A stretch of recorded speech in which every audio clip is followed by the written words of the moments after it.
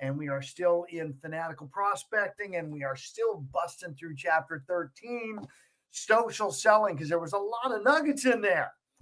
And by all means, make sure you're getting here on time, because they're just me in the future, some nuggets that I provide that are only available to those who show up on time. I'm going to start dropping maybe freebies, connections, who knows what in that 9 o'clock hour right at the top. So I want you here. That being said, Doug, tell us what your epiphany was. Well, now I know this was written a few years ago, but even then, he was really keying in. It looks like his favorite of all the social media are LinkedIn, and depending on who you talk to, people have different favorites. We've got a guy in Dallas who thinks YouTube is the cream of the crop, and he's got really good reasons for thinking that. But I can see why he would consider LinkedIn a great source, because it's business focused. It's not entertainment focused so much like Facebook is, or Twitter is more interpersonal, I guess. But it's kind of hard to really get a feeling as to where. I think I would probably agree with him as far as LinkedIn would be a great place to be, because it is business related. But buying a home really is more, people don't think of it as a business deal. They think of it as a family deal, and that's the way they should think of it. So maybe for realtors, that's not the best place. So, I'm just kind of going back and forth on this, just kind of thinking out loud. Let's chat about that a little, Doug, because you brought in true social media channels, being LinkedIn, Facebook, Instagram, TikTok, and YouTube really is more of a marketing search channel. When people go looking for stuff, what's usually the search engine they use? Google. Exactly. It's even a Google. It's even a verb now. Right. That's the number one search engine on the planet. What's the second biggest search engine on the planet? YouTube. Okay.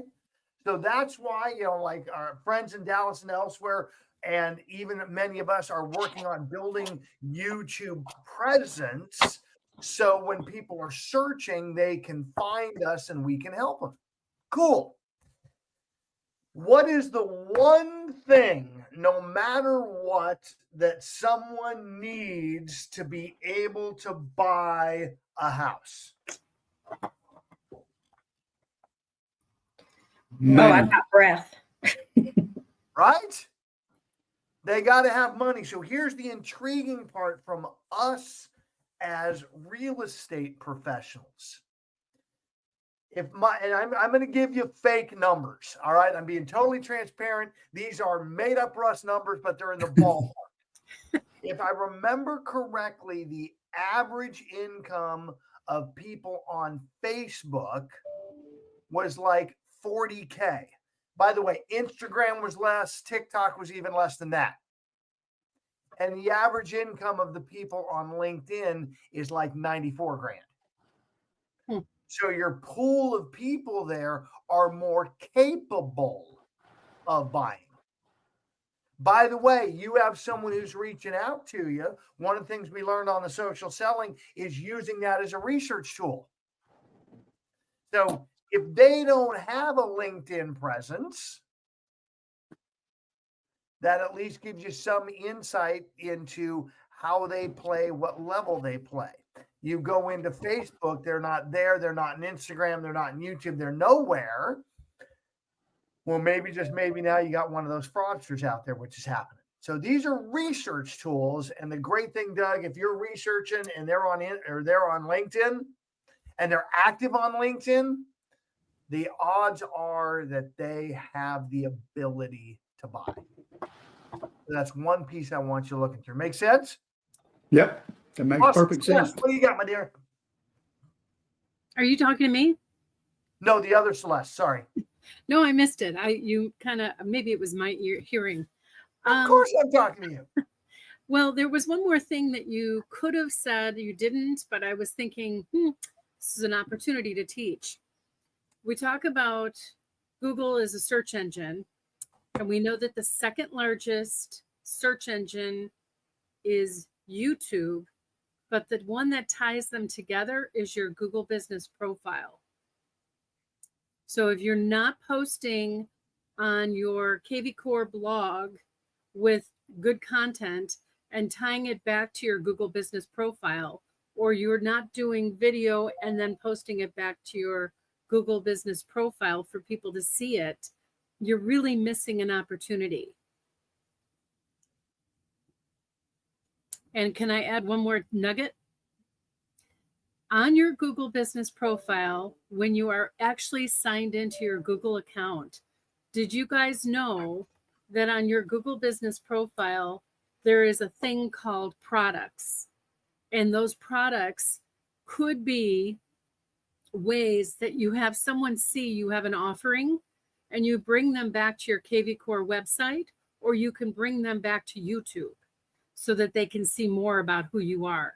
And ideally, and I'm teaching here, I know I am, but I got to say, your opportunity is to bring people back on a playlist so they're watching more than one video of you. Superb. And that links back to the product. So product A could be playlist A, product B could be playlist B, right? Yeah, So you could have a buyer playlist, you could have a seller playlist, all linked on a product.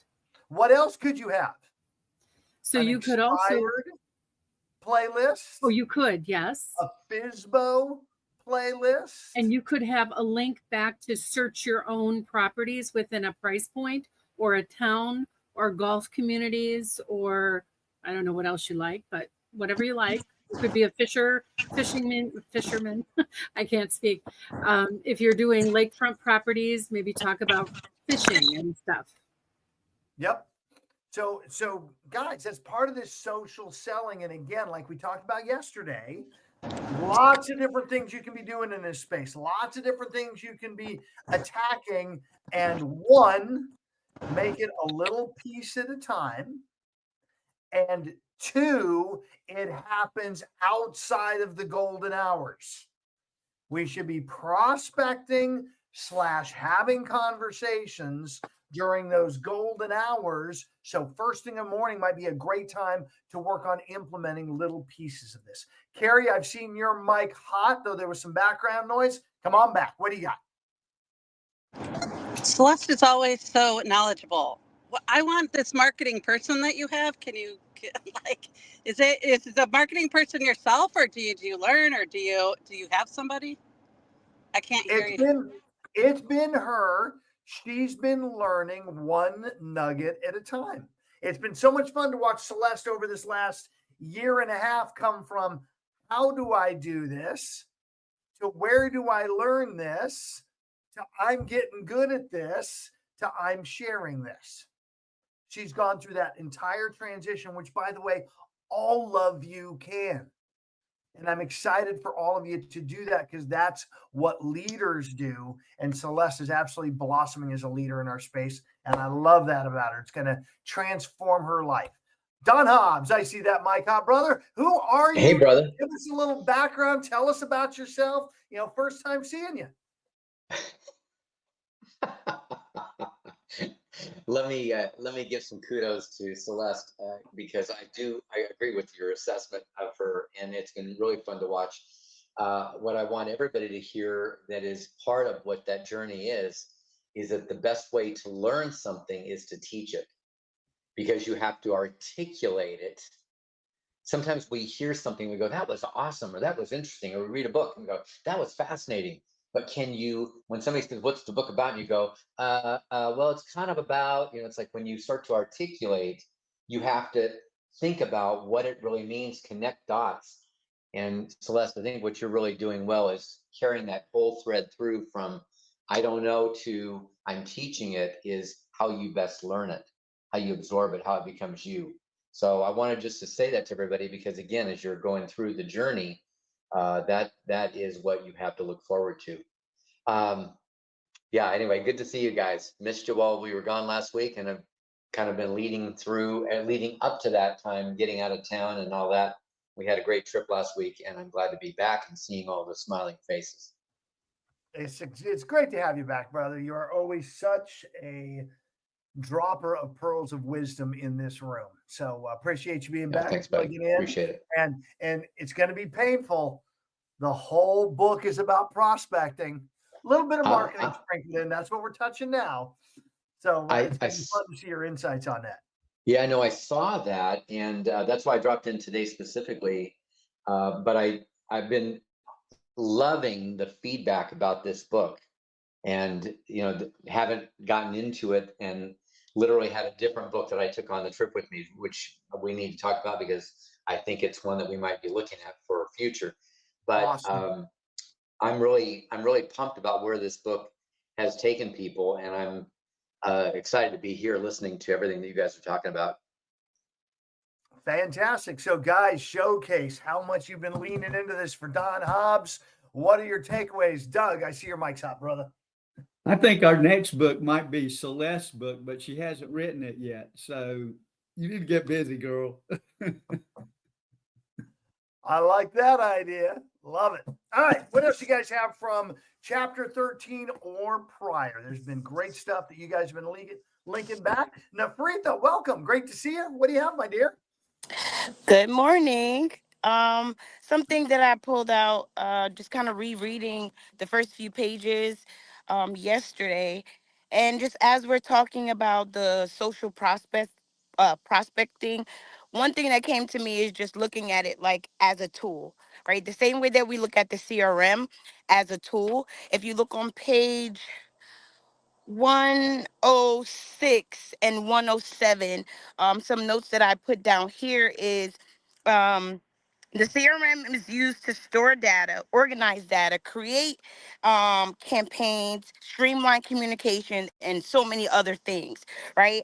And so I created a little, not really an acronym, but instead of calling it social prospecting tool, I just said SPT gathers insight on prospects' behavior, desires, preferences, and triggers that drive buying behavior and open buying windows. Right. So I'm thinking, okay, if I look at this tool like I look at the CRM and use it to maximize those connections, right? Because that's what we're always talking about with prospecting. What can I get from that? And if you look on page 107, the links that they basically link it for you. It's almost like a blueprint to follow. And what I wrote down was the engagement tool helps you to connect and build familiarity. The creation tool helps you to brand yourself through content creation. The curation tool helps you to stay on top of industry trends, which will increase credibility and allow you to leverage industry expertise and influence or trigger events like setting appointments, like, helping clients to write offers.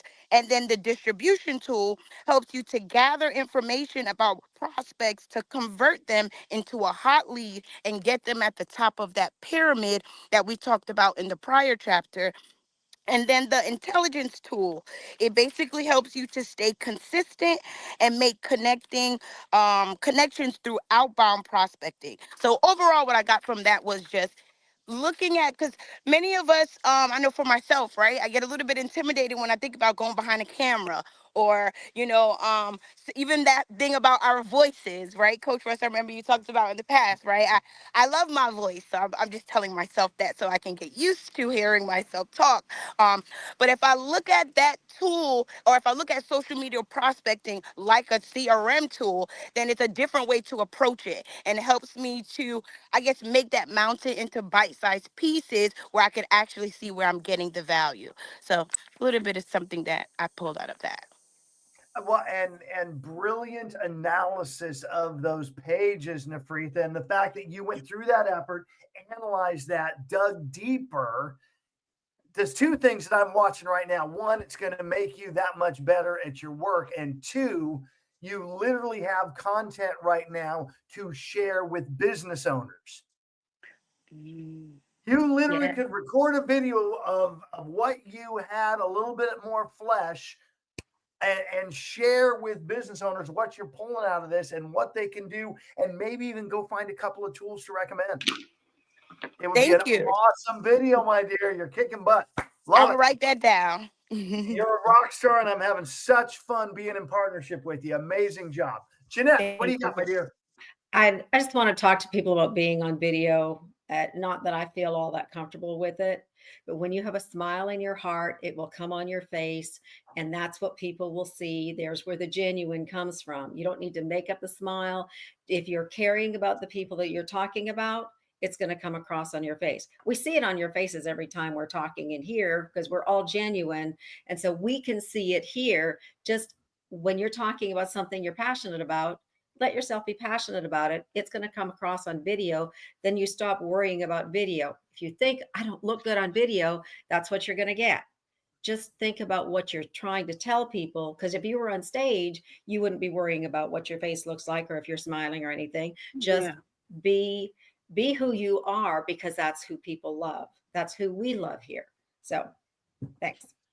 My favorite example of this, just being authentic, who you are, and not getting caught up on what you look like,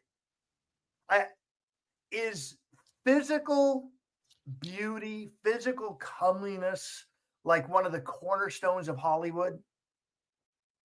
And I see heads nodding. Well, if that's really the case, can you explain Steve? I think the last name is Buscemi. Right? You're laughing at it because you know who he is, Celeste. I know who he is. Yeah. Yeah, the dog face boy who was a multi-millionaire from the work he's done in that space, just embracing who the hell he is and being authentic and out there, and just, that's who I am. All of you, by the way, that I'm looking at are nowhere near that edge of the spectrum. And if you just show up and be authentic, you're going to do amazing stuff. Celeste, you're hot. And then I hear Don laughing and hot after that. What do you got? And then I'm rolling to Don. When you're in a presentation and you're speaking about whatever it is you're about to speak about, the person who is listening is always asking the one question: what's in it for me? And as long as you show up in spades about that your message is clear, that your wish to work with them is clear, and that you are direct about asking to work together, people are going to want to work with you, because that's what they're looking for. They want that message, and they want to know what's in it for them. They don't care that you have a dog. What they care about is that they have a dog. And if you're listening to them and you're in relation with them, you will get that business. So that goes into chapter 14 and even into chapter 15. So I got to say, when I listen to how people present, it reminds me of how back in my early days, I think I did it right, but I didn't know what I was doing. Today, I understand why it was successful, but I wish I had had this book back when. One of my favorites with you, Celeste. Is there a damn thing we can do about back when? Then let's stop spending time there. All right. You got the book at the right time. We all did. We're getting the content at the right time because we're open-minded, open-hearted, learning-based. And I know that because you're showing up here consistently and gobbling up content. You're starting every single morning getting fired up in a mindset room, getting great content, getting excited about it, and then launching yourself into the day, having great conversations. Mr. Don, you went hot, not so hot, hot. Are you hot or are you not? All right, then. Justin, what do you got, brother? And then Carrie, you're next up. When Don's hot, he's hot. You'll think of something to say, Don. I believe in you. I just wanted to point out with the whole thing of being authentic and making videos. It relates back to, like, we had a couple conversations about Kim dripping on somebody for 6 years, and then them all of a sudden appearing and being ready. believe I have given way too much weight to the immediate response that I get, and especially with that video piece with social media. I think we're expecting to see, likes or get response, or somebody's going to call immediately, and that may happen, in fact, once in a while. But as I've over the past year made more videos than I ever had before, and I'd still probably give myself like a C. I don't know if it'd be a plus or minus, but some kind of C for my effort. I've found that I run into people all the time that I don't even see on social media, but people I know I maybe haven't seen for a year. And they'll ask me, like, you haven't made a video in a while, or I like your videos or whatever. And I didn't really think about how impactful that stuff is in absence of that response. But just because we don't get a response doesn't mean that we're not making an impact. I think I think that authenticity, but also consistency is probably the area that I need to work on, especially is consistency and that effort that build trust, and that if they come back tomorrow, there will be another video, or you will have some other message, or you'll still be in the business, kind of a thing. You're absolutely right, Justin. The consistency is key. And here's another takeaway for you that I really want you to anchor and everybody else in the room. That marketing that's happening, those videos that you're recording on social media, or those comments you happen to make outside of the golden hours, all of that stuff builds familiarity back into the why we prospect. And what that familiarity does is it makes every future conversation more impactful. It's kind of preparing the soil for you to plant the conversation seeds. Now, when they see your phone number or name come up on their phone, they're more likely to answer it. When you start a conversation, they're more likely to stay in it because they think they know you because of what you've done out there. So absolutely be consistent. Keep it up. Carrie, what do you got, my dear? And then I'm coming back to Don. Well, on top of that, like, because now when you're on there, people are calling you, or they're more familiar with you, Justin, you're like a local, you're like a local celebrity, because more people know you, and like what he was saying, so they go to you. I didn't have a comment for myself. I actually had a question.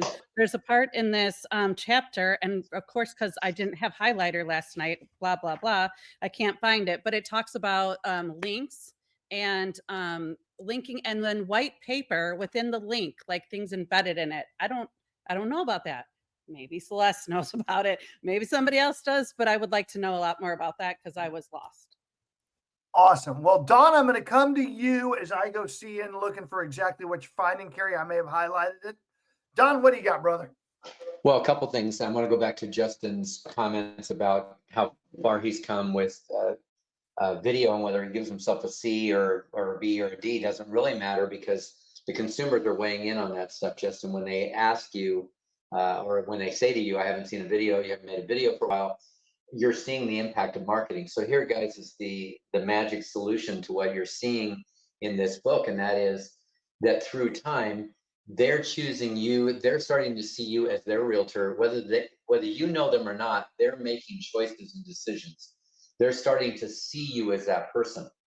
And so there's that magic moment, the phrase, and we just had this conversation in a coaching call this morning with a couple, and I said, what happens, the term "come list me" came from exactly that mindset, where they call you and they're saying, come talk to us, come list us, come sell our property, because they've already made the choice. And that happened through time, Justin. It didn't happen with one video. Sometimes a video or a postcard or anything will hit at the right moment, and we get somebody who's in the moment thinking about selling. But what we're really looking for is the longevity of it. We're looking for the long game. We're looking for the consistency. We're looking for if I do this all the time, what happens next year? Well, next year you're more familiar, Terry, to your thought, you're more a celebrity. You're even more a celebrity. And then I want to come back to Coach Russ, because Russ says that what really happens is they're more open to the conversation. So when you call, you're more a friend. They're more shocked that they even get to talk to you. your credibility is even higher. And by the way, when you do go to the listing presentation, or if you were working with a buyer, when you go to the presentation, what you say is more true. What you charge is more irrelevant. I can charge higher prices because I'm better known. I'm a bigger brand, because people don't mind paying more for more. What they don't want to pay is more for the same, or the same when they can get it for somebody else. The price becomes cheaper, and they're like, wow, if I can get the same from somebody else who's discounting. But people don't mind paying more for more. Trust me, go down Rodeo Drive, go down any version of Rodeo Drive in any city in the nation. People are willing to pay big bucks for a dress, a suit, whatever. Why? Because it carries a brand name. So I think what Justin, I want to just encourage you and everybody else, this is the long game. And marketing is that long stretch that opens up the possibilities of prospecting to an open crowd that has their arms open going, we love this guy. We love this gal. She's amazing. And by the way, on this, Don, tying it together, in today's market with what we're seeing, are there more real estate agents coming into the market or more leaving? Yeah. Well, there's the number of agents is going down. Basic economics. If there is less of something, what happens to the price point? It goes up. You guys actually have the ability, with all this shifting in the market, to position yourself as unique and different and move your revenue up, move your commission up, because you are better than everybody else. And you really are. Nafrita, I saw your mic come on. You were ready to go. Yeah, so I'm listening to all what you guys are saying, and the thing that came out, which now somebody mentioned, is personal branding, right? We talked about this so many times, and through that personal branding, whatever you love or however you're posting your videos, Justin, like, people will get to know you, get to like you, get to trust you. One of the things also that the book mentioned is about that public speaking piece, like as we talked about being in front of the camera. I did attempt, well, not attempt, I was successfully hosted a little workshop one time at the library, right? I was trying to think, how can I get myself out there, right? So I guess the question I can pose to everyone is, where can we show up and offer a 30-minute session where we're talking about real estate, or where we're answering questions, right? Can it be a library? Can it be an office somewhere, I don't know, a dentist office, or anywhere, right? A school, or where could we then put ourselves strategically to have a 30-minute conversation that puts us in front of the room, that gives us the opportunity to create a video, right, that we can then advertise on our social media, that makes us that expert, that gives us the familiarity. And I guess in our sense, the practice of being in front of a group and speaking and using that to generate leads and build connections. So personal branding. Excellent, excellent, excellent. And by the way, Nafrita, have you leaned into the Expert Partners branding tools? No. Well, just wait till you pop on to innercircleresources.com. You see what's there to help you start, plus the expert in real estate agent branding. And you probably don't know this, Nafrita, because you're a youngster. The old guy next to you on my screen by the name of Don Hobbs is literally the one who changed our industry from broker-centric branding to agent-centric branding a few years ago. I won't tell you just how many, but a few years ago, he started that process and has trained more agents on branding than anyone else. So, guys, I am going to shut down the recording. We got a couple other things to talk about that I want to make sure